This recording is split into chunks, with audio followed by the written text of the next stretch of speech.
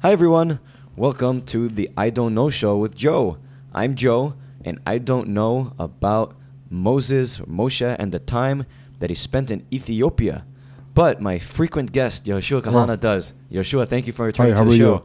You know, when I listen to the on YouTube, whatever, I listen. You start like a professional, like a narrator, and then I come in with my broken English.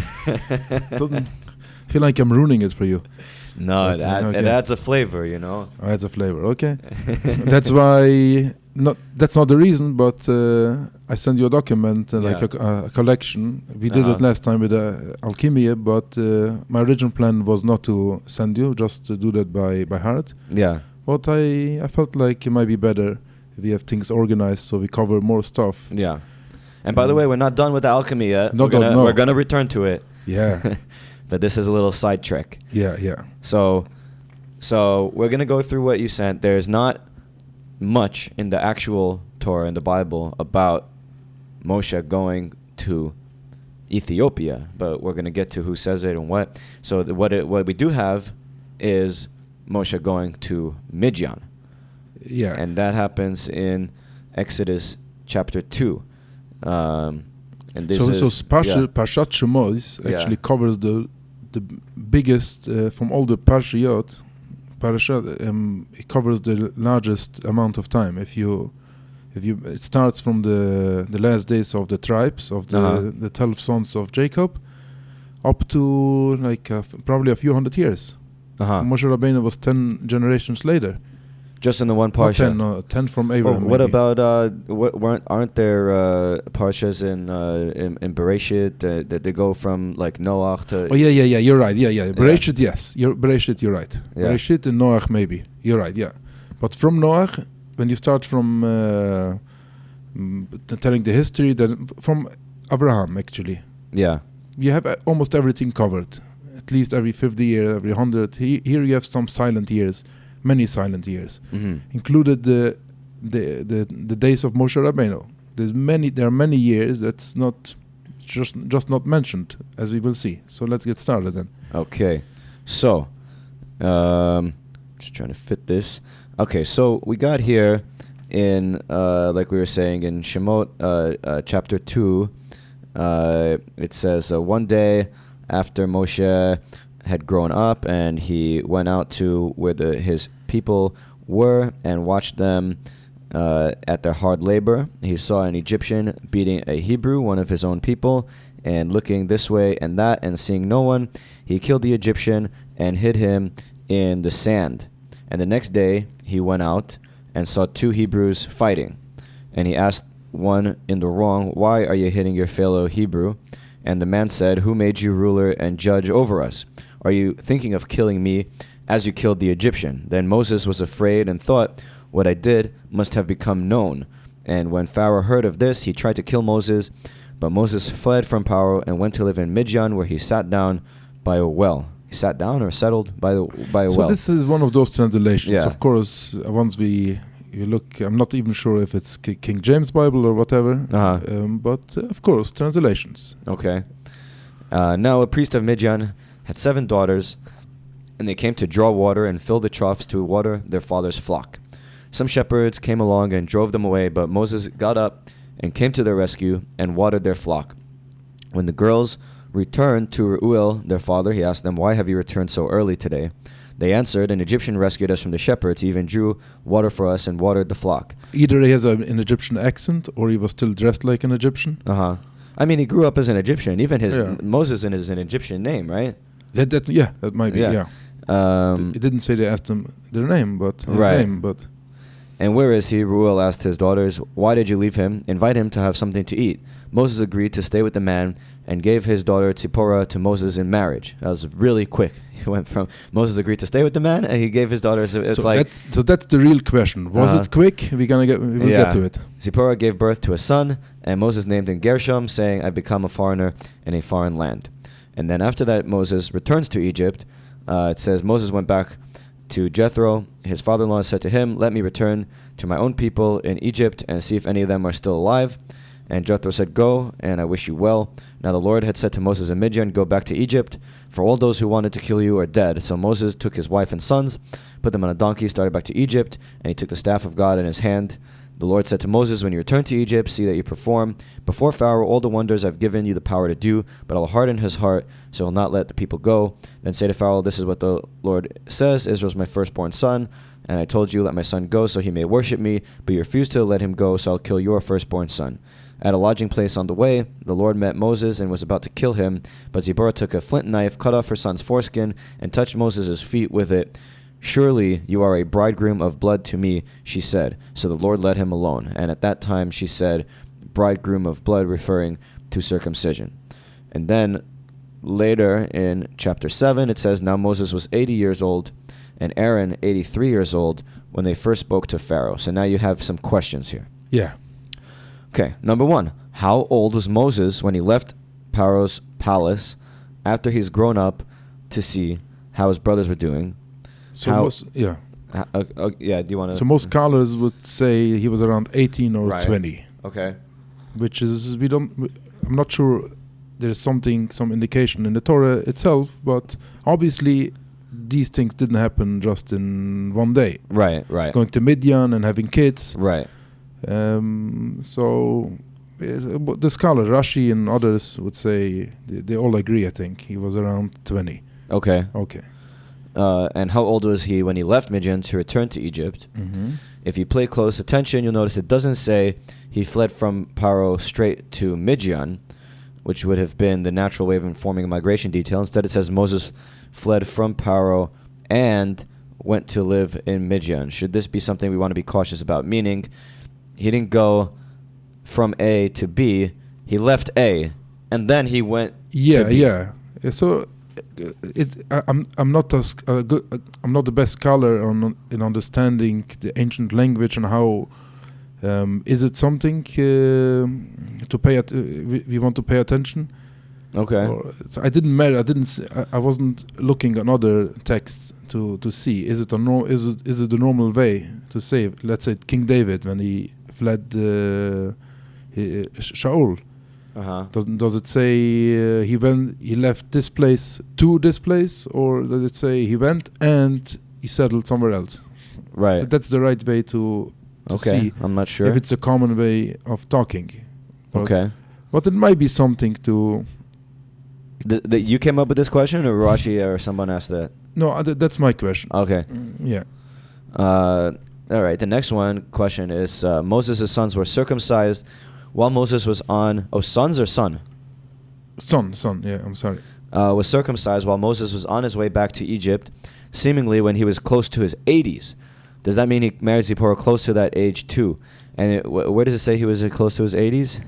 It says earlier. Oh, it says Moses was 80 years old and 83 when they first spoke to Pharaoh. So he's now going back to Egypt, talking to Pharaoh. Wow. So and his kids were small, and it said before, if you remember, Zipporah took their kids on the donkey. Actually, I think it's a camel. Actually, originally, putting the kids. They weren't adults. Yeah. So usually you circumcise when they're young. Right. Although they didn't do that on time, right. as it said in the commentators, but they were still babies, kids. Right. But, they don't really ask these questions when you learn this as a kid. You know, he leaves Egypt, goes to Midian. You're not making these has like a calculations. normal amount of time. You know, I would have assumed, maybe 10 years. I don't know. He ran away, and then he's living in Midian. He's married. He's the sheep. He sees the burning bush. He has to go back to Egypt. So according to this, he's out of Egypt for almost 70 years. It doesn't really make sense in the whole story because he's supposed to be coming back to lead the people out. So what? Hashem wasn't in a rush. Those 70 years was just part of the. So why didn't Moshe just get born 70 years later? What was the purpose of him being alive this whole time? Did you even pay attention to it as a kid? To no. Make this. It all sounds like a story of 5 years, 6 years. That's what I'm saying. Maybe 10 years. I would say maximum. Yeah. But here, the second you start paying attention, okay, this kid grew up, so probably 20. And Right. So the next question is, what happened to Moses during all these years, approximately 60 unspoken years? Was he just being a shepherd in the deserts around Midian all these years? Or perhaps, since he was most likely got married in his later years, he might have been wandering elsewhere all these years? Must have been. Had he got married just right away when he was 20, 25, so his kids must have been like already 60 years old, in their 60s. Right. So... Okay, so if we go later on to Numbers, what's Numbers?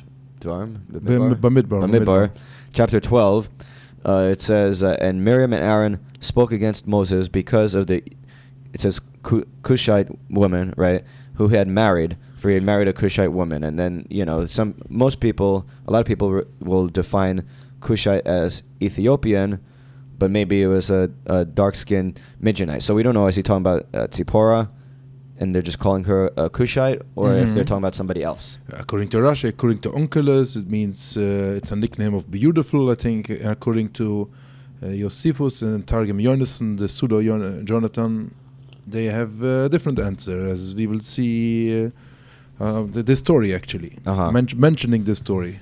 Okay, so I guess the question is, was Moshe in Ethiopia during this period of time? And that's what they're referencing there when Miriam and Aaron were talking about him. Yeah.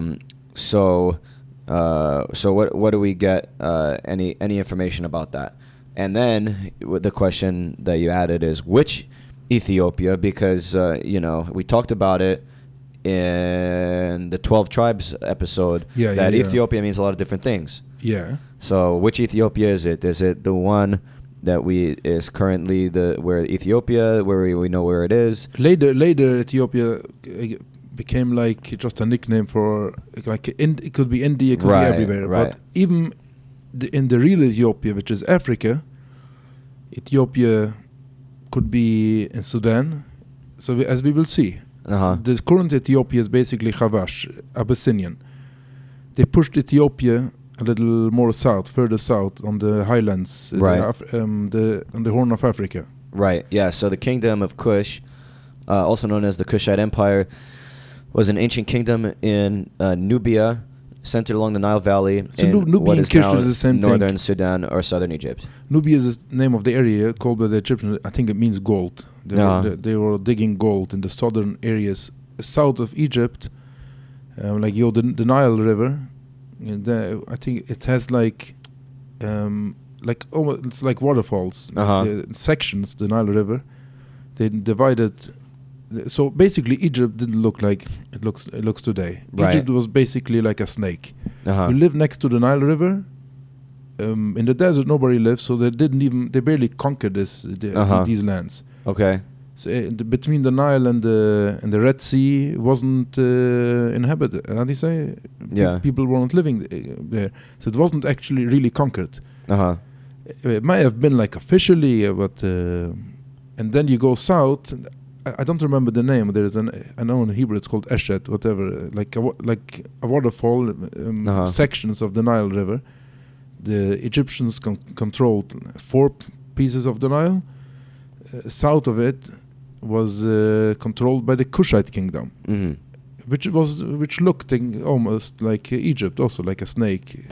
Yeah, this is saying that it was the city-state of Kerma, and then the Egyptians eventually started calling Kerma Kush, and Kerma, it's saying, was an area along the Nile Valley that was as large as Egypt. So, okay, very interesting. It's interesting. Chazal said the original Kush is 60 times. So the number is like a typological number. How do you call it? Symbolical number. 60 times larger than Egypt. Some would say it refers to Africa, to the continent. Right. Is it? But yeah. So why do they call it Ethiopia then? Why don't they just call it Kush? I mean, if that was the... Kush is the name of the kingdom. That was the kingdom, but it was located in Kerma, right? So this is one of, I think, the translator on the Targum Hashivim, how do you call it? The first Greek translator. I think they decided to Call it Ethiopia. Call it Ethiopia. Ethiopia means dark skin, black skin. It refers to everything south of Egypt. Right. It became a name of a country much later. Right. Let's say 1,000 years ago, the Europeans they heard about a Christian country somewhere in the south, somewhere of the Muslim domain. They call it Ethiopia. They picked up this name. It wasn't the name of a country originally. Gotcha. Like Sudan is also means like black, dark skin, something burned. It used to be the whole southern part of Libya, which meant the northern part of Africa was called Libya. Mm-hmm. The southern part of the Sahara Desert basically was called Sudan. Even the south of Morocco was called Sudan. Mm-hmm. Sudan. So Sudan and Ethiopia, these are nicknames for dark skin, burnt something. Okay. So then we get to the Sefer HaYashar, the book of Yashar, which is a history book, or some probably would say pseudo-history book. So before the most Rishonim, when they mentioned the story of this legend, Moshe, they won't talk about Sefer HaYashar because it probably didn't exist in those days. You will see a little later. They mention a similar sefer called Divrei Hayamim LeMoshe Rabbeinu. And I was trying to look the sefer in English, but that's the original story. So Sefer HaYashar is a collection of many different stories. It's like almost like a game of like a war game, and you kill millions and thousands in one shot. It's all about war, fighting. It was the written movie. Interesting. The Star Wars. I don't know what to compare it to. So it says it's written in a biblical style. It's also known as the Toldot Toldot Adam, and the Divrei Hayamim Ha'aruch. The Hebrew title, Sefer Yashar, may be translated as Book of Righteousness, but it is known in English translation mostly as the Book of Yashar or Jasher. Its author is unknown. The book covers biblical history from the creation of Adam and Eve until a summary of the initial Israelite conquest of Canaan in the beginning of the Book of Judges. The earliest version of this Hebrew manuscript was printed in Venice in 1625. The introduction refers to an earlier 1552 edition in Naples, of which neither trace nor other mention has been found. The printer, Yosef ben Samuel, claimed the work was copied by a scribe named Jacob, the son of Attia, from an ancient manuscript whose letters could hardly be made out. The Venice 1625 text was heavily criticized as a forgery by Leon Modena as part of his criticism of the Zohar as a forgery and of Kabbalah in general. I did read that. Modena was a member of the Venetian rabbinate that supervised the Hebrew press in Venice, and Modena prevented the printers from identifying Sefer Yashar with the biblical lost book. So what's interesting, well, when I was reading up on the Sefer Yashar, but so they call out this guy, Rabbi Leon Modena, as Modena, calling this a forgery. He was an alchemist. But Modena was? Yeah. Okay, this is getting interesting because, I mean, he calls the Zohar and Kabbalah in general a forgery, which I don't know if people would agree with that, but probably most people would agree that the Sefer Yashar is a forgery. So I think people usually would distinguish, but he's calling them all forgeries. Not everyone, but Sefer Yashar is not considered by mainstream a forgery. It's not. I was going to ask you that. It's not that Zohar has become part of is in your veins already. Because I saw, very interestingly, group of people who don't consider it a forgery is some Mormon scholars. The Mormons are very into Sefer Yashar. Not officially, but some Mormon scholars. But I didn't know that. So you're saying mainstream rabbinical, they don't consider it a forgery? Yeah, but in almost every shul. Really? Okay. Not a lot of shuls. It's except you teach it in a lot of the Sefer Yashar stories is taught in the schools. So does any of it... In the Chadorim, in the very from schools. Does any of it directly contradict what's written in the Torah, or it's all fill in the blanks? It's like filling the blank. It doesn't contradict. Okay. So that's the reason it's accepted. There's a lot of stories, sidetrack stories, and like spin-offs. Like, how do you call it, spin-offs? Spin-off stories. But are they sourced from anywhere? Like any... Rashi or Tosfos that say and he's compiling them all, or it's just out of nowhere these stories. So today we have we can put our hands on many like Divrei Hayamim LeMoshe Rabbeinu. We know he probably took it from Divrei Hayamim LeMoshe Rabbeinu, which was written 1,000 years ago about. And Sefer Yosef, and a lot of stories we see in Sefer Yashar, we see in Josephus. But according the original claim of the printer of Sefer Yashar, he claims it's something very ancient, and you will see in a few lines from here okay. what they claim it to be. Interesting. So Leon Medina said it was a forgery, but he himself was an alchemist. So what? He was a gambler, an alchemist, a lot of fun stuff, and he went through a lot with his kids. He had 3 kids, and were they all different phases of his life, or like at the same time he was criticizing the Sefer HaYashar and the Zohar, he was engaged in alchemy at the same time? In the same time, he was very because he was a prominent rabbi, and we're not talking just a cool whatever. He was a real rabbi, right? A real posek. In the meantime, he was doing his stuff. It's very interesting because I feel like there's a lot of like crossover, and hopefully we'll get into future alchemy episodes between Kabbalah and alchemy. So it's interesting. Yeah. So we might want to have a talk about just Yehuda Arya Medina, because he's a very controversial figure. But I guess the main thing at the end of this sentence here is that he prevented the printers from identifying the Sefer Yashar with the biblical lost book, because in the Bible itself there are certain references to a Sefer HaYashar. So he's saying this is not that. And nobody thinks that. Exactly. He wants to make sure. Don't mistake it to be that. That's in the next paragraph. Yeah. The Bible twice quotes from a Sefer HaYashar, but this book as a whole was obviously written much later, as shown by chapter 10, which covers the descendants of Noah, but uses medieval names for territories and countries, most obviously Franza for France, and Lombardy and Italia for Lombardy. Tell me where you find Lombardy. Right. It's a German name, actually. Right. Long beard, Right. The text of this chapter closely follows from the beginning of Josephon, a 10th century rabbinic text that lists the various people living in Europe in 950 CE.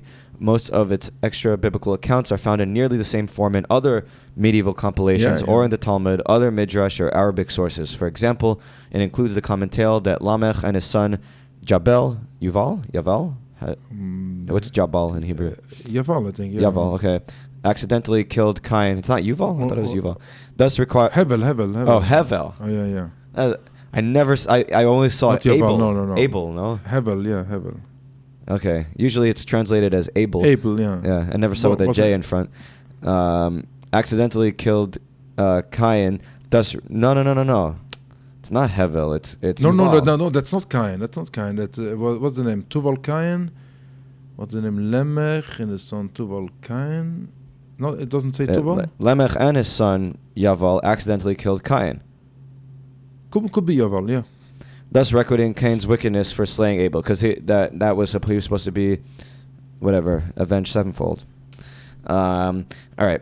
Despite Medina's intervention, the preface to the 1625 version still claims that its original source book came from the ruins of Jerusalem in AD 70, where a Roman officer named Sidris allegedly discovered a Hebrew scholar hiding in a hidden library. The officer, Sidris, reportedly took the scholar and all the books safely back to his estates in Seville, Spain, in the 1625 edition, then claims at some uncertain point in the history of Islamic Spain, the manuscript was transferred or sold to the Jewish college in Cordova. The 1625 edition further claims that scholars preserved the book until its printing in Naples and in 1552 in Venice in 1625. So I don't get it. Doesn't having this, probably obviously false claim, that doesn't invalidate the... people treating this as an authentic work. Again, what's the kind? Meaning that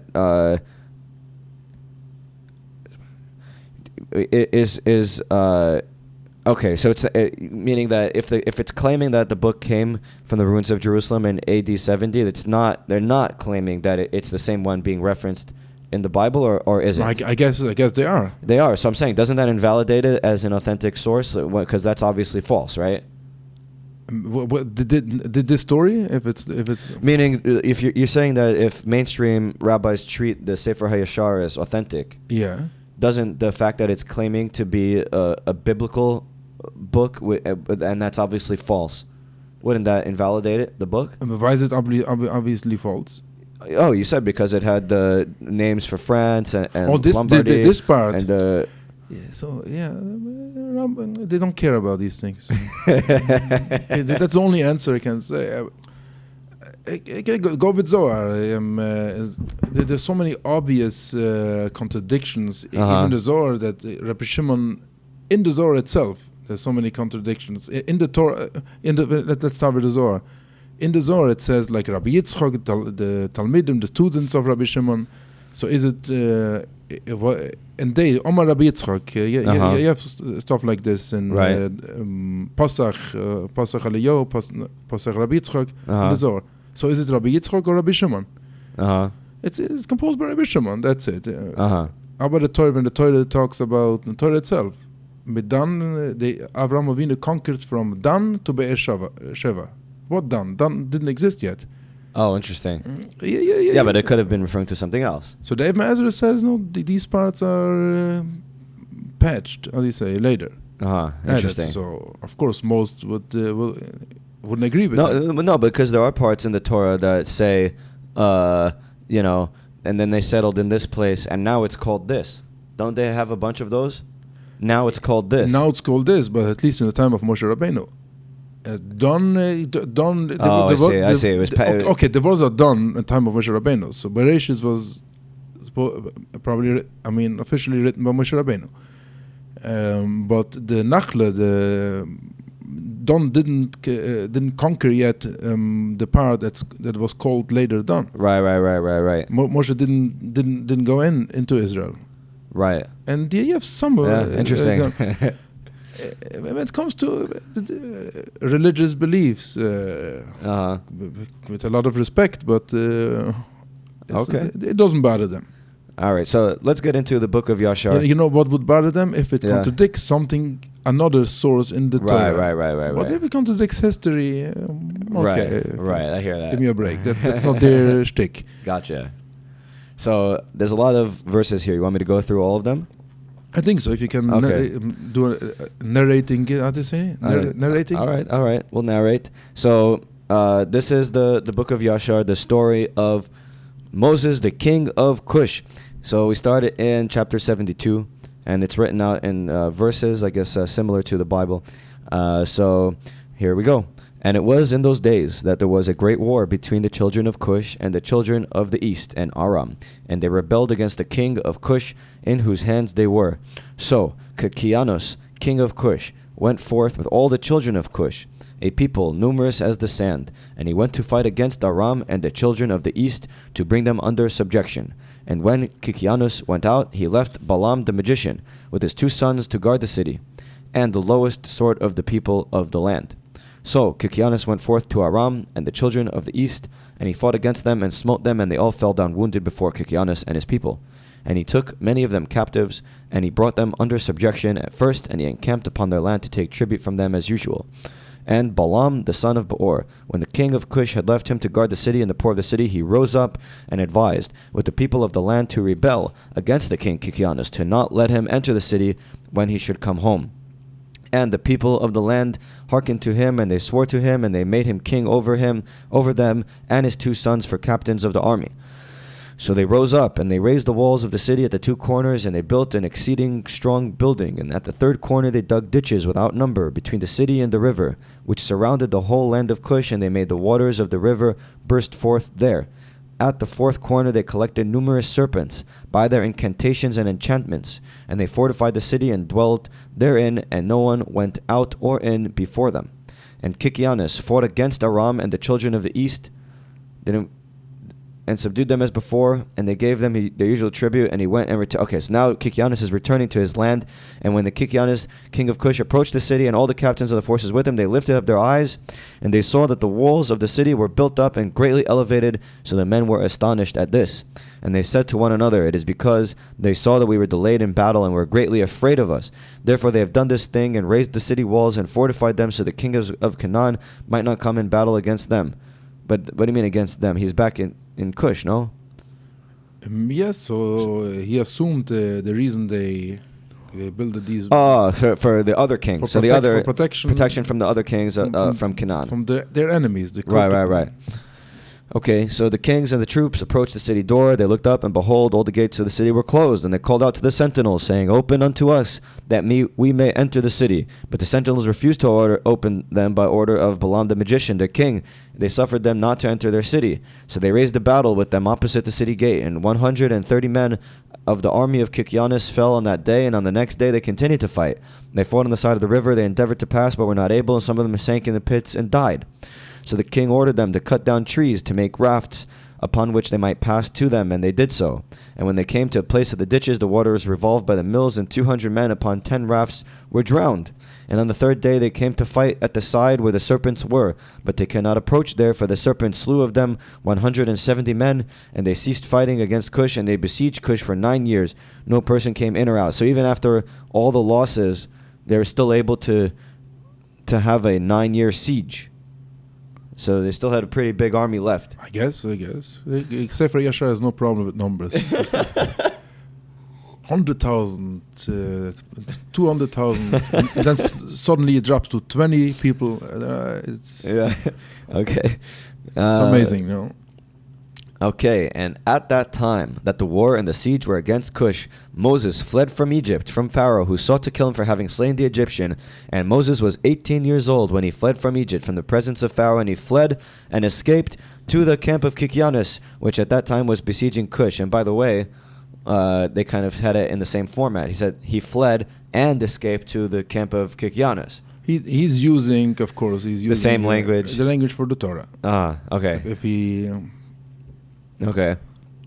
So he came to the encampment of Kikianus, which was besieging Cush. Definitely a good comment. Yeah. And Moshe was 9 years in the camp of Kikianus, king of Cush. All the time they were besieging Cush. And Moshe went out and came in with them. I guess that's just where he ended up. Okay. And the king and the princes and all the fighting men loved Moses, for he was great and worthy. His stature was like a noble lion. His face was like the sun. His strength was like a lion. And he was counselor to the king.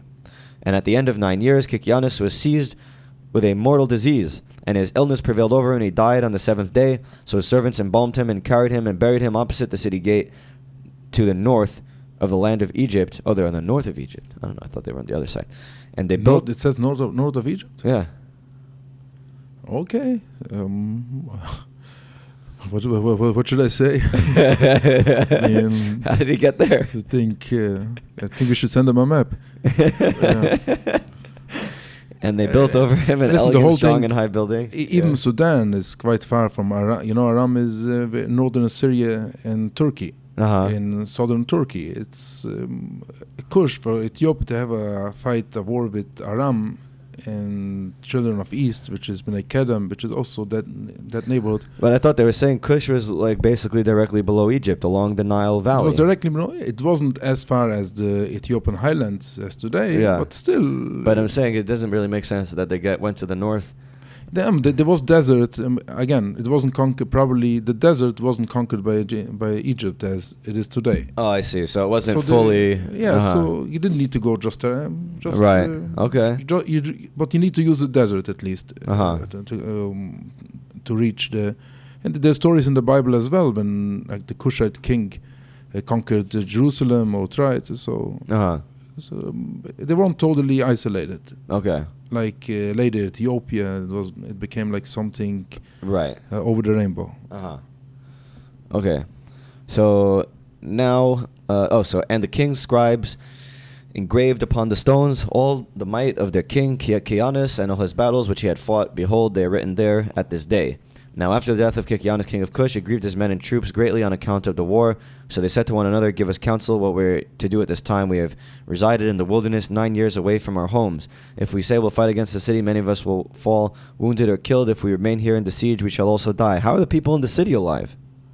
That's another question. 9 years of nothing coming in or out? And why didn't they build their own city after 9 years? Yeah. It's about time. And what's the name of Kikianus? It sounds like a Greek name to me. It does sound Greek. Yeah. Well, Moses also, Moses. It's Egyptian, but the Egyptian names sound kind of Greek, Yeah, if you call Moses, of course it's Greek. Well, if you're not pronouncing the original. Oh, because Moshe is Egyptian. Moses is Greek. Yeah. Oh, I see. So I don't know but the original text in Hebrew is also Kikianus.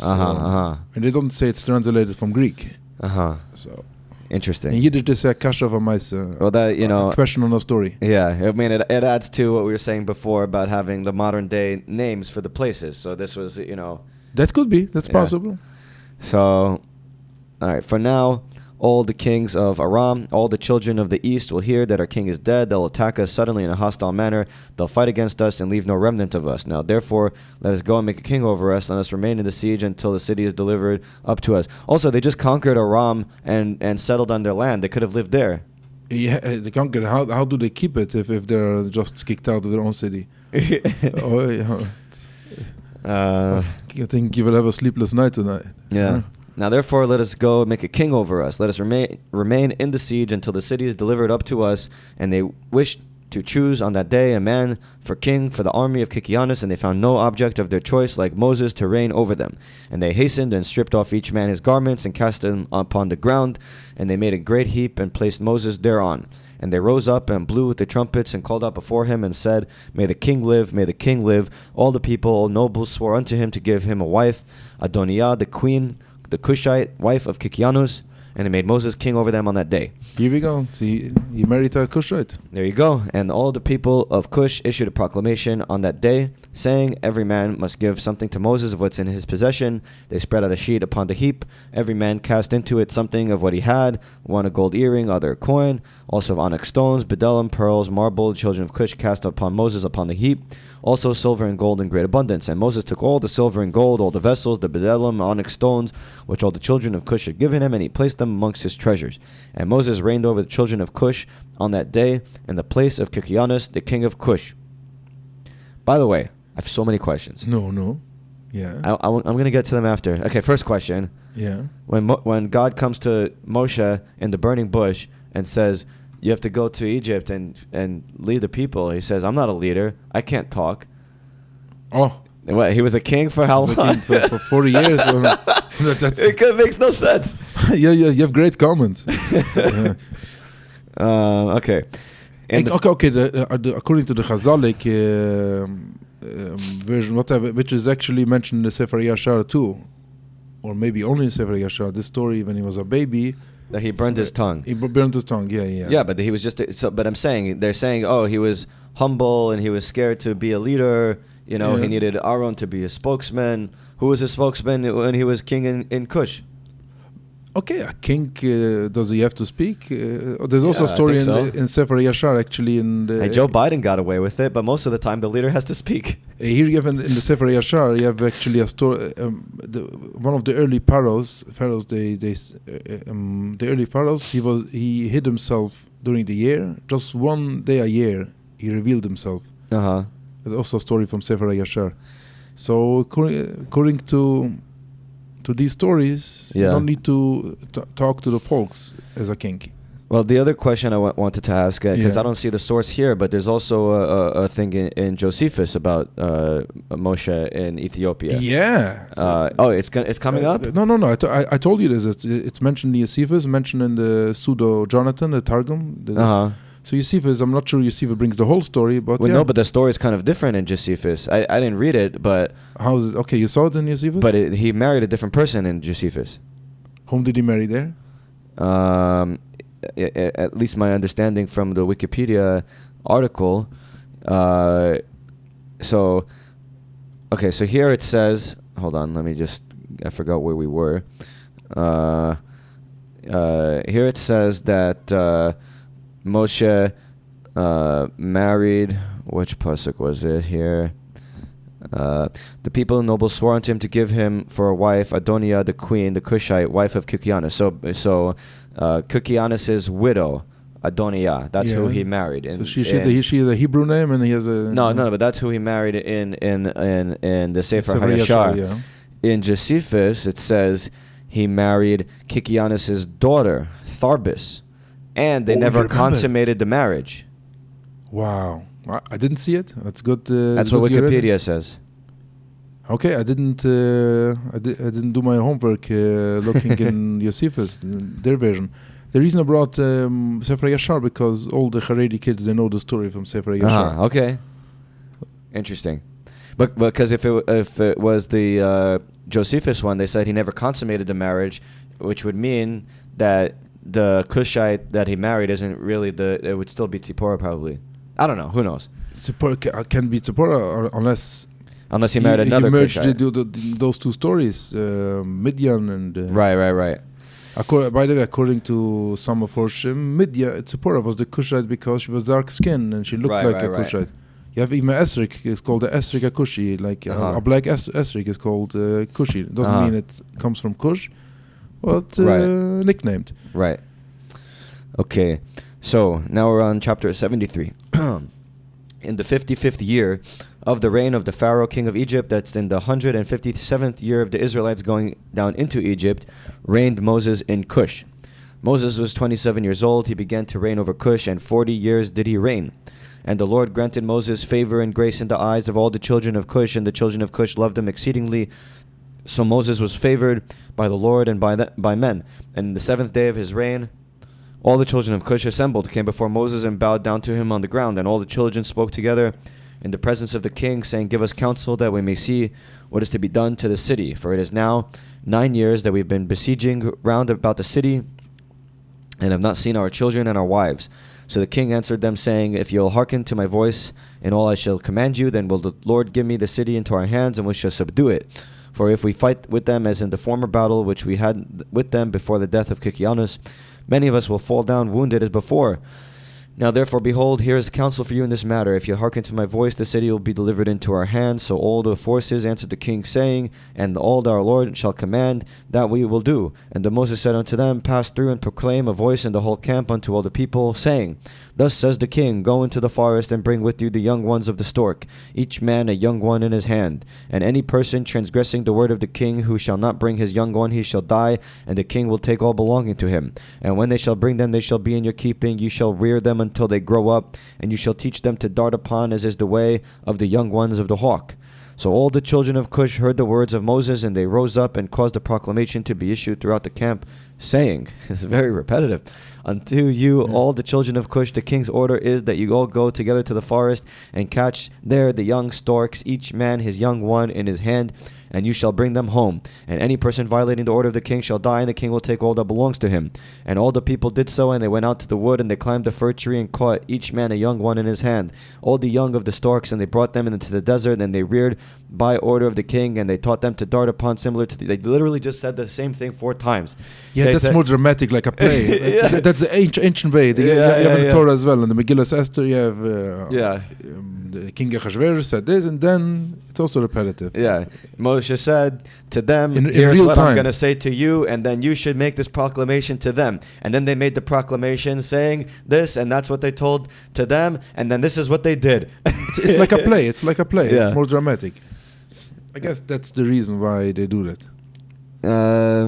Okay. It was a lot of money, the ink. Yeah.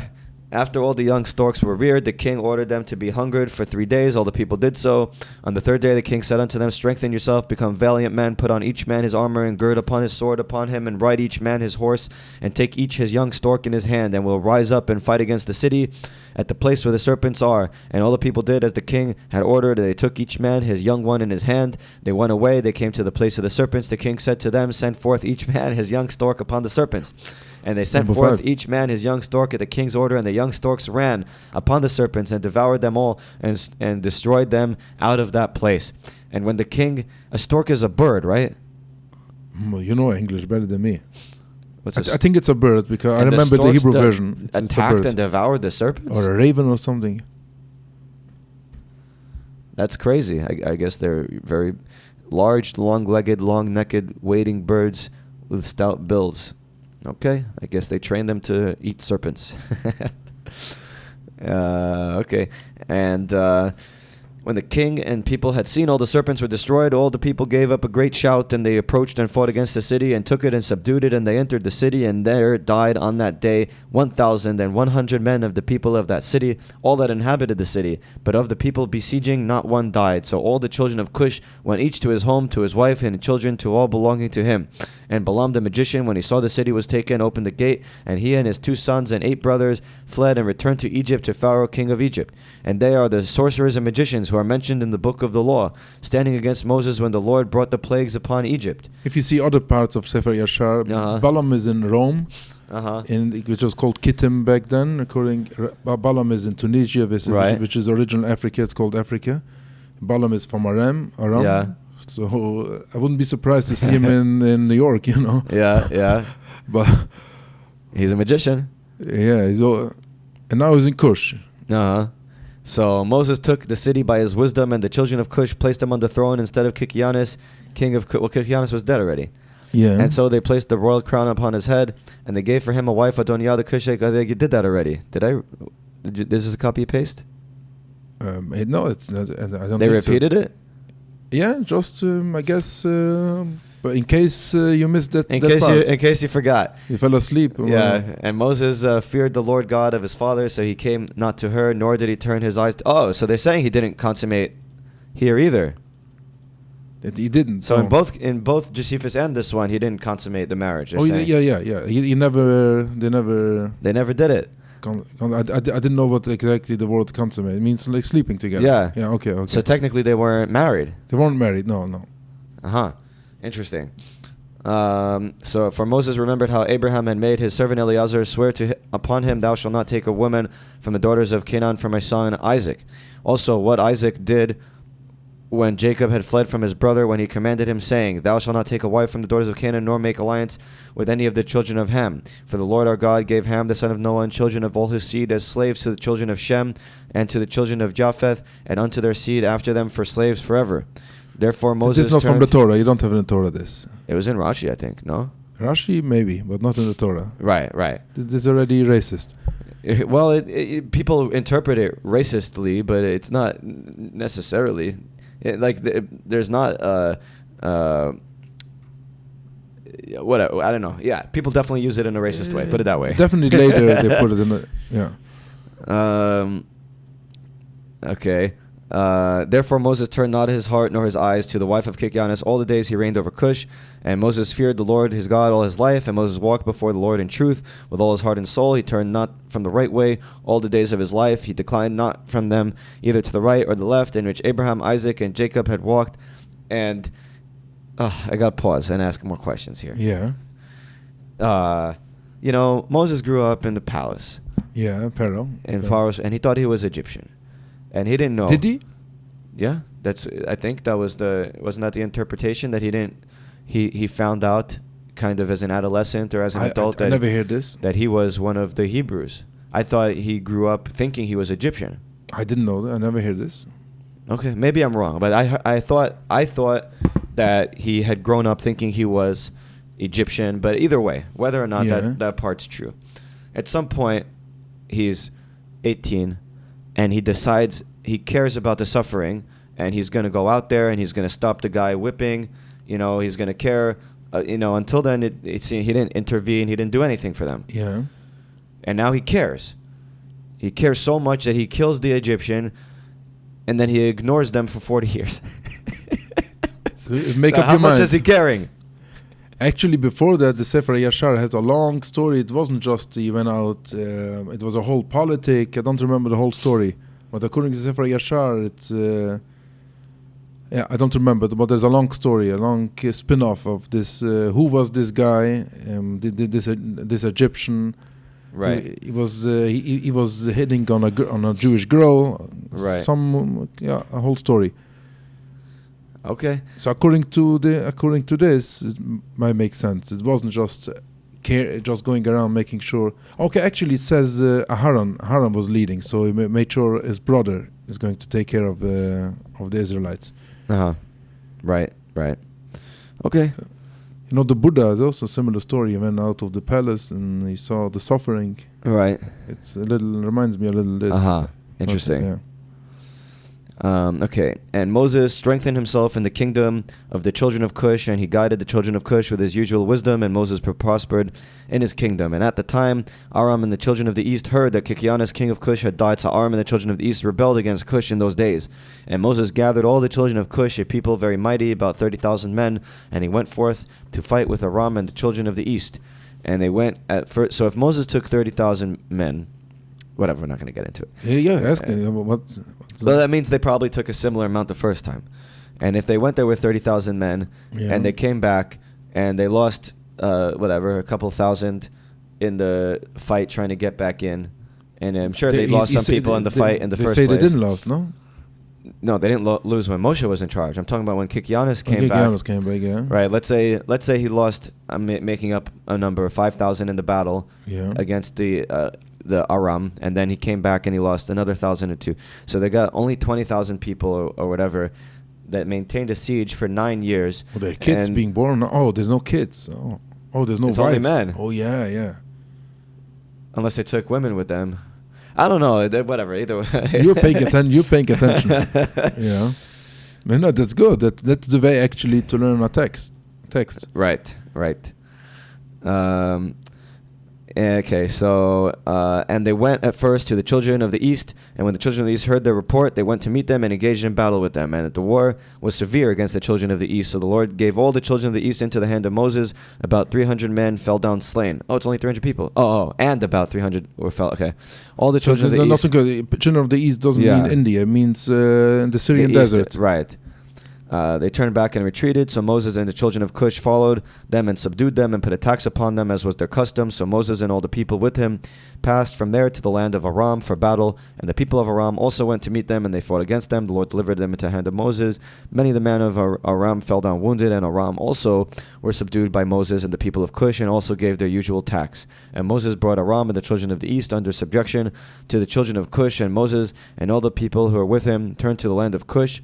And Moshe strengthened himself in the land of the kingdom of Cush, and the Lord was with him, and all the children of Cush were afraid of him. And this is the opposite of, people like to think of Moshe as the liberator and the person who is freeing the slaves and, escaping from tyranny, a kind of a libertarian figure. And here he's a king, and he's subjecting people to taxes. Yeah, that's another good note. And conquering people, It seems like a different character. Yeah. There's actually there's another story. There's a lot of spin-offs on Moshe Rabbeinu. I will say it in short. That's not from Sefer Yashar. There was an Arabian king in those days of Moshe Rabbeinu. He heard about this leader in the desert, and he had someone like a painter, someone that draws pictures, and he sent them to see Moshe Rabbeinu in the desert. He came back, he drew a picture of Moshe Rabbeinu. The king was very good, and it's called Chachmas HaPartzuf, like reading the faces, what the character of based on the face. And he was about to kill him. This you just picked just a random person. That can't be Moshe Rabbeinu. He's the legendary prophet. Right. Can be. He looks like a gangster. That's the story. And then until somebody I don't remember how the story ends. If his life was saved by someone explaining the king, he was born with gangstery character. Yes. Okay. Yeah, am I saying it right? I guess so. I don't know. I never heard it. Character, but he worked on himself. Many were very against this story. That can't be. How dare you saying this of Moshe Rabbeinu? Others. It's printed on the Mishnayos in the Sefer in the Pirush Tiferes Yisrael. Many were against him. One of the reasons against Tiferes Yisrael. One of the reasons because he mentioned this story. Okay. So according to this story, Moshe had this. Is this story true or not? Probably not. But right. Okay. But here you see another thing. He wasn't isolated in Cush in south of Egypt. He basically passed Egypt north, going past Israel probably. If not, he didn't officially didn't. He have never been in Israel. Right. In order to get to Aram, which is north of Israel, unless he went through. Or they don't count it as because it wasn't Israel yet. Right. or when he dealt with the Canaan people. Right. Okay. And then chapter 74. In the end of years died Saul, king of Edom, and Baal-Hanan, the son of Achbor, reigned in his place. In the 16th year of the reign of Moses over Cush, Baal-Hanan, the son of Achbor, reigned in the land of Edom over all the children of Edom for 38 years. In his days, Moab rebelled against the power of Edom, having been under Edom since the days of Hadad, the son of Bedad, who smote them in Midian and brought Moab under subjection to Edom. And when Baal-Hanan, the son of Achbor, reigned over Edom, all the children of Moab withdrew their allegiance from Edom. Baal-Hanan is mentioned, there's a figure mentioned in the Bible as a king of Edom, I think. Uh-huh. And Angeas, king of Africa, died in those days. Africa means Tunisia. Okay. So and Asdrubal, his son, reigned in his stead. They had a big map. Yeah. And in those days died Janeas, king of the children of Chittim, and they buried him in the temple for which he had built for himself in the plain of Canopia. The Hittites, which is eastern Turkey, or Turkey, Anatolia. Okay. And Latinus reigned in his stead. Yeah, they do all sound like Greek names, a lot of them. In the 22nd year of the reign of Moses over the children of Cush, Latinus reigned over the children of Chittim 45 years. Oh, no, not Chittim, it's Kittim, it says. Kittim, no? Chittim. Probably Kittim, which means which is a nickname for Rome. A biblical name for Rome, for Italy.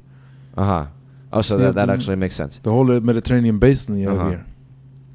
And he also built for himself a great and mighty tower. He built therein an elegant temple for his residence to conduct his government, as was the custom.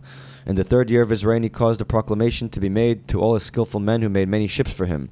And Latinus assembled all his forces. They came in ships, went therein to fight with Asdrubal, son of Angeas, king of Africa. They came to Africa and engaged in battle with Asdrubal and his army. Asdrubal or Annibal?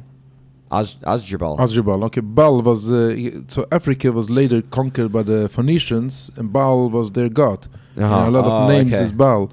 Makes sense. Was it historically? I'm not sure it matches. Was it already conquered? Africa, Tunisia.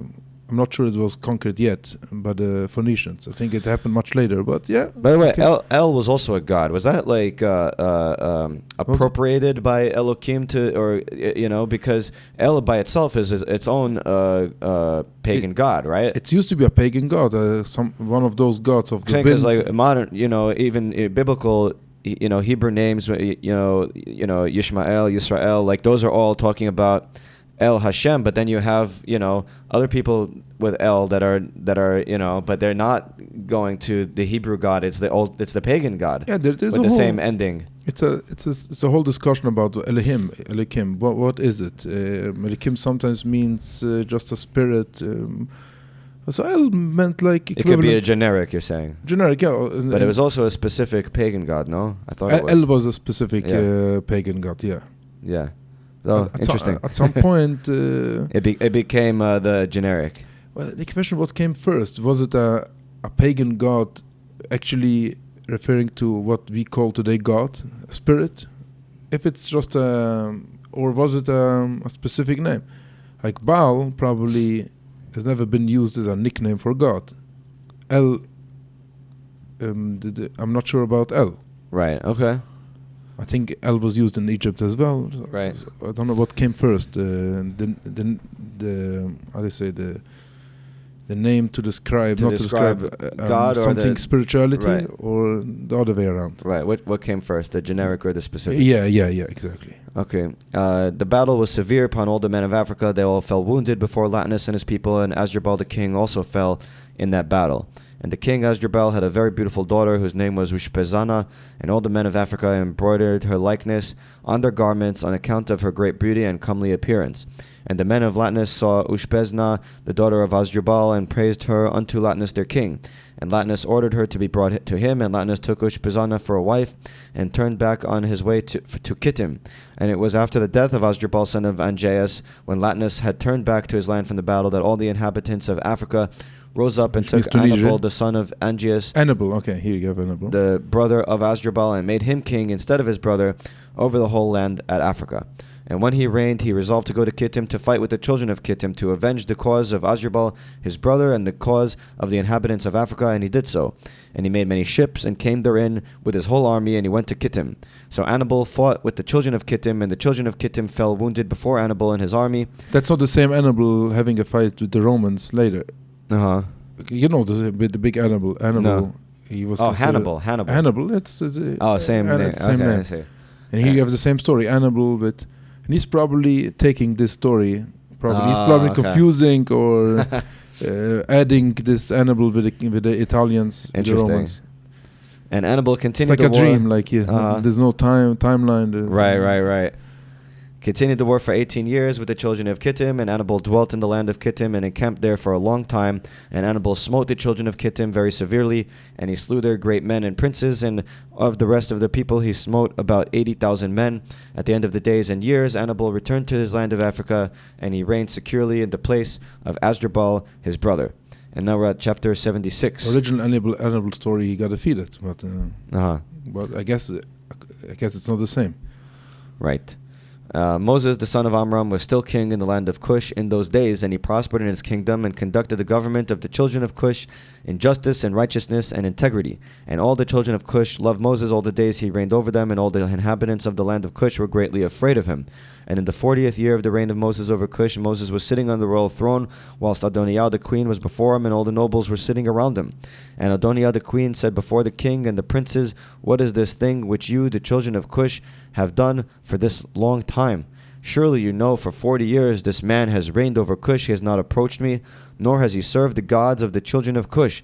Now therefore hear, O ye children of Cush, and let this man no more reign over you, as he is not our flesh." She woke up 40 years later. 40 years she was a Bobby already. Huh? She's like, why we let this guy be king for 40 years? He doesn't sleep with me, and he doesn't worship our gods. Why did it take her 40 years? Came to the senses. How do you say? Came to the senses? Came to her senses, but that's crazy amount of time. Behold, Menacris, my son, has grown up. Oh, maybe because Menacris now has grown up. Let him reign over you, for it's better for you to serve the son of our Lord than to serve a stranger, slave of the king of Egypt. Yeah, but if they didn't sleep together, then that means that Menacris has to be at least 40. so she could have came to this, 30 years ago, whatever. He could have been 18. Or probably 15. Who knows when they started to be kings. Yitzchak Isaac got married before, so maybe those days, back today, you're grown up by 18. Maybe back then it was... Why? Moshe became king before he was 40. Yeah, it's not just kidding. But, yeah, good comments. Okay, and all the people and nobles of the children of Cush heard the words which Adoniah the queen had spoken in their ears, and all the people were preparing until the evening, and in the morning they rose up early and made Menacris, son of Kikianus, king over them, and all the children of Cush were afraid to stretch forth their hand against Moses, for the Lord was with Moses, and the children of Cush remembered the oath that they swore to Moses, therefore they did no harm to him, but the children of Cush gave many presents to Moses and sent him from them with great honor. So Moses went forth from the land of Cush and went home and ceased. What do you mean went home? Egypt. He went back to Egypt? Went home or to Midian, I guess. You're paying attention. And ceased to reign over Cush. You're taking it more serious than it is. Moses was 66 years old.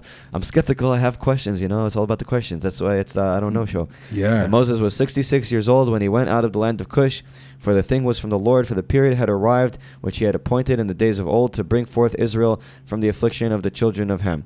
Fine. So they're saying now the time has come. Let me just read the last sentence. So Moses went to Midian, for he was afraid to return to Egypt on account of Pharaoh. So he went and sat at a well of water in Midian. So instead of going between the two sentences we read before in the Chumash, they stuck another 100 in between those 60, another 60 or something like this. I'm saying there was two psukim, right? It says he was afraid, so he ran to... he went to Midian. And he sat by the well. And here they put in, all these extra things in between. Spin-off. So, okay. So let's get to some questions. Okay. Fact checked.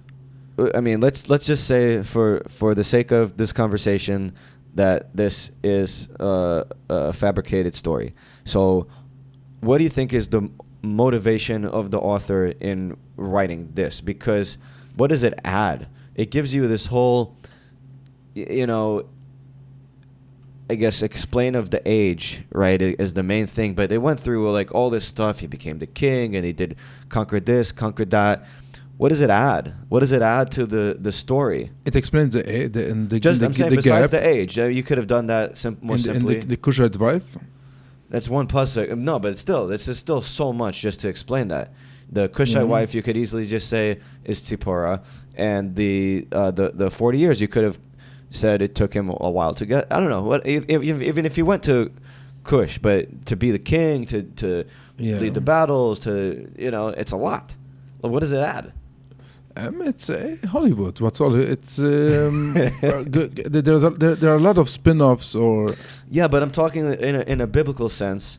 Let's say, if does the Talmud analyze this book at all or no?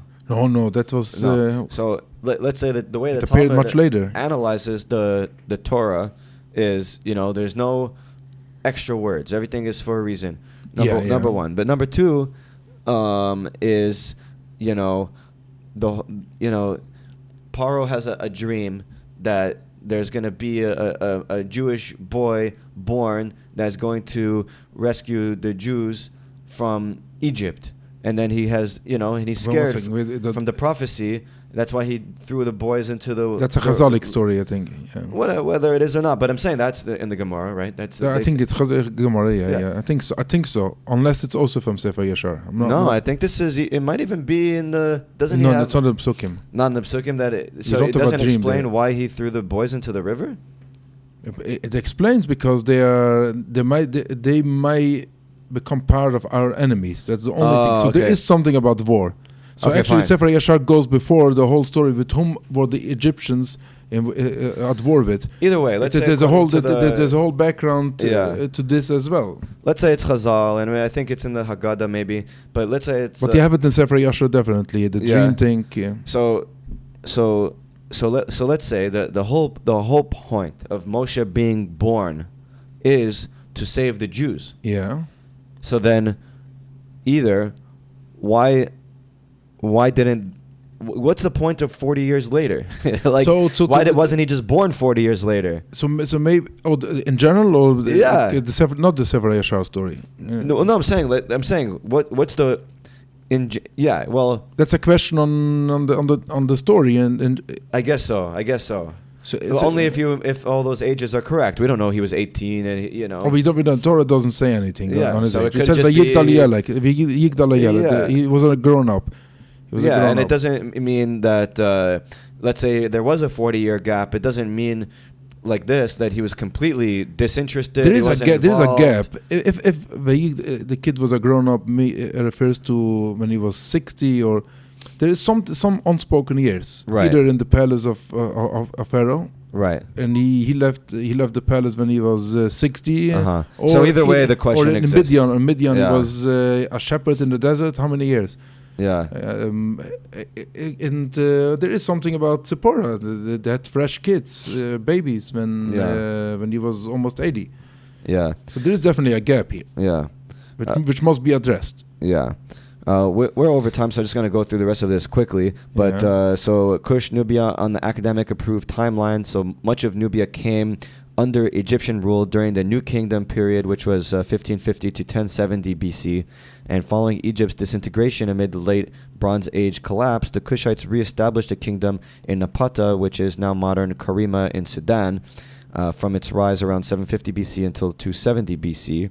And though Cush had developed many cultural affinities with Egypt, such as the veneration of Amun, and the royal families of both kingdoms occasionally intermarried, Cushite culture, language, and ethnicity was distinct. Egyptian art distinguished the people of Cush by their dress, appearance, and even method of transportation. And now we have the $1 million question, which is the number one question. Why is this story not in the Bible? So I brought it in Hebrew. Can you read Hebrew? I could try. So this is from Don Isaac Abarbanel, which is the same as the Abarbanel. The Abarbanel, 500 years ago. It's outdated. What makes it outdated? I guess we'll find out. It's let's see if you can read. Okay, it's been a long time since I tried to read this type of Hebrew. Ha'amnam ksara haTorah besipur masha karalo ba'eretz Kush lefi shekol masha asa Moshe bezeh haya avud zman. So actually, it started with a question why the Torah is not mentioning this story. The Torah abbreviates. Okay, abbreviates what happened to him in Cush because everything Moshe did here was a waste of time. Yeah, that's what I'm saying, waste of time. And it wasn't the chosen kingdom. Yeah, that God But according to the story, it says that God was on Moshe's side. It said that a few times. Okay. Okay. And it wasn't the land that he that God cares about. It's the nation there is just what do you, I don't know, extra. Bazui, second class. So they're not they're not main characters. Bazui means disgusting. They're secondary characters. They're NPCs. Using a euphemism, Bazui means like disgusting. Okay. V'shesavei nimshal kebehemot. Oh, wow. Nidmu. They're compared to behemoths, to animals.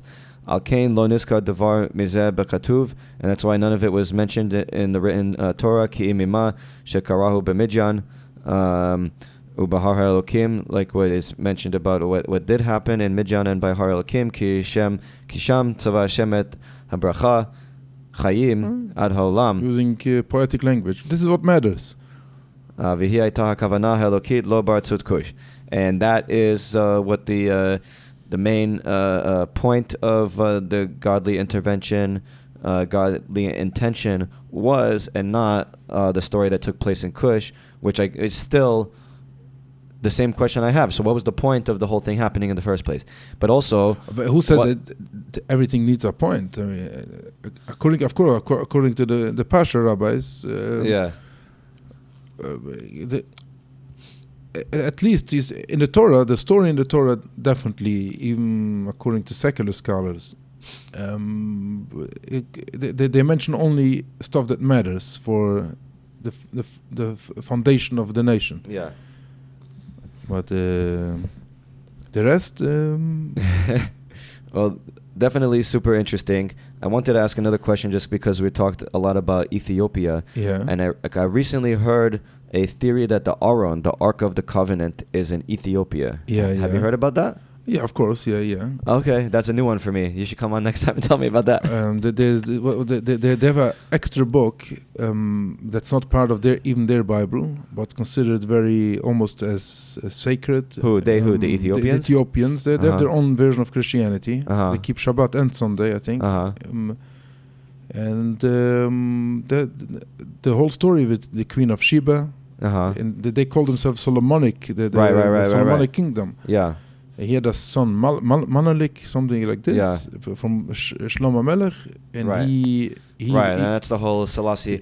But Shlomo sent him back to his mother many years later, and he stole the Aron, and he was able to fly with the Aron. They were actually chasing after him when they noticed the Kabra Nagash, something. That's the name of the book about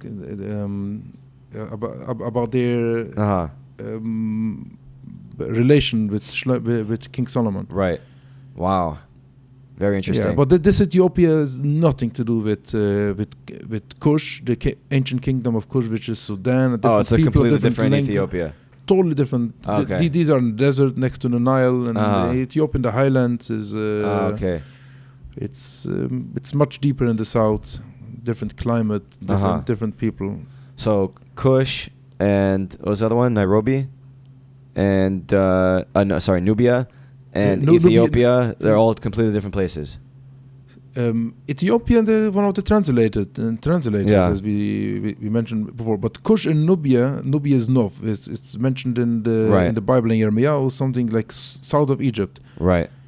The Gemara mentions the war they used to have. How did they know on the time of the Makol they used to fight? Right. But when the frogs or at a certain they stopped at a certain point, that solved their age-old dispute on the border. If the frogs are not passing Egypt, that means here's the border. If it's wherever the frogs stop, or the lice, whatever, that's I think that's from Chazal. It was between the Kushite kingdom and the cool. and the Egyptians. Okay. Yehoshuah, we are out of time. I want to thank you again for joining me. Before you leave, what is one thing, if you had to choose one thing that you want me and all of our listeners to know? We should still respect all the black people as we respect the white people, as long as they are nice. they behave well. That's it. I wouldn't compare anybody to a Bahama unless he behaved like this. Oh? Now I know. Yeah. Okay. I couldn't say it without laughing.